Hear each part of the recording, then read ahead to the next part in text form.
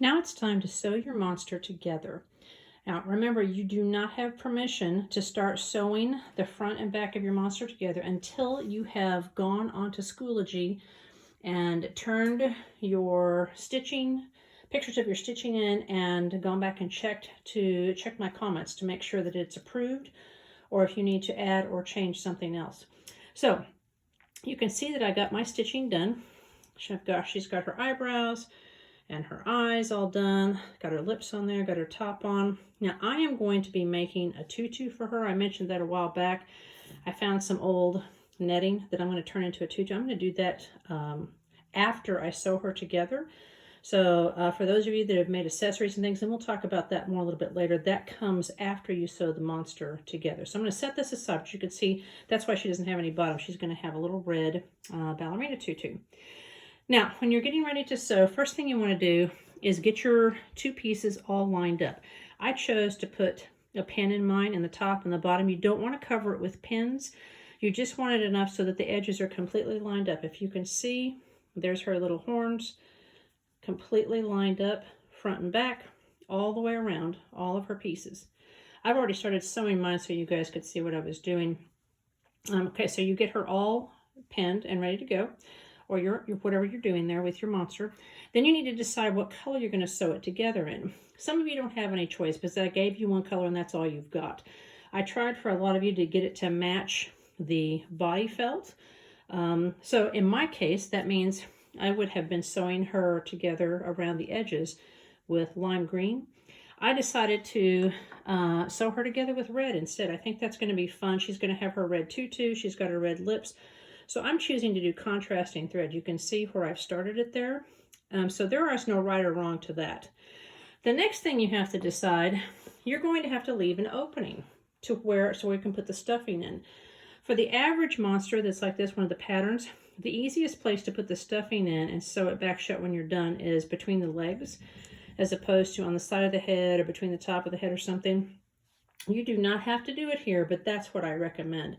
So I started sewing mine here. I'm going to sew all the way around the outside edge. I'm going to stop on the other leg about here. And then I'll be able to take a pencil and put the stuffing up in it. I'll show you how to do that next week when we finish stuffing and work on any accessories that we're going to have. So once you've decided where your opening is going to be, so you start and stop, and it needs to be a couple of inches wide. If you look at this, that's about what I'm leaving there. Get it pinned and decide what color thread you're going to sew it with. Now I've already threaded my needle. Obviously I already started on this. You want to start with the thread between the layers. You want your knot between the layers so it's hidden away. You don't want to see any of that. I want you to go on to Schoology, go to the hand sewing folder and open the link that says blanket stitch. That's what this is called. This is called a blanket stitch. That is what you're required to do. This that we did before, that's the running stitch. That's what you sew the pieces on with. You sew them together with a more decorative stitch called the blanket stitch.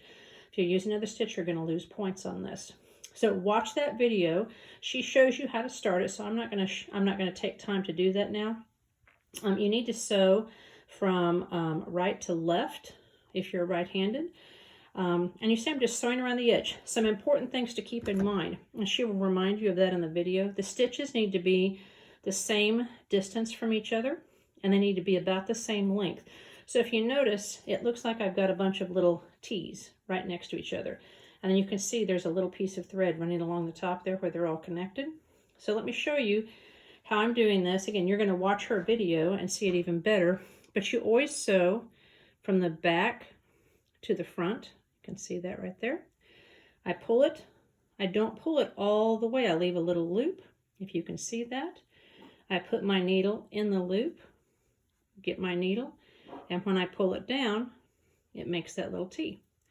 And I do the same thing over and over and over. I take another stitch about the same distance from it. I pull it until I still have a small loop, put my needle through the loop, pull it down, and there's my next stitch. So you're just going to keep doing this. Now, when you have probably, I'm getting close to that point, where you have about a hand's width of the the thread left, that's when you have to tie a knot.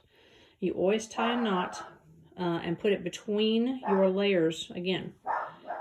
Okay, so I would keep stitching until I could probably go, again, about a hand's width. So when my thread is about the same width as my hand, that's when I would want to stop so that I have enough to tie a knot.